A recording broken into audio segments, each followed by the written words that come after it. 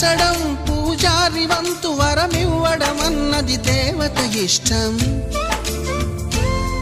ప్రేమించడం ప్రేమికుడి వంతు కరుణించడం అన్నది ప్రేయసి ఇష్టం. ఎందువల్ల నిన్ను ప్రేమించిందో చిన్ని మనసుకే తెలియదుగా, నిన్ను మరవడం జరగదుగా.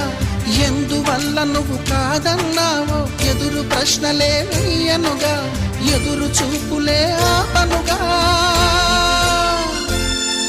ఏనాటికో ఒకనాటికి నీ ప్రేమ సాధిస్తా.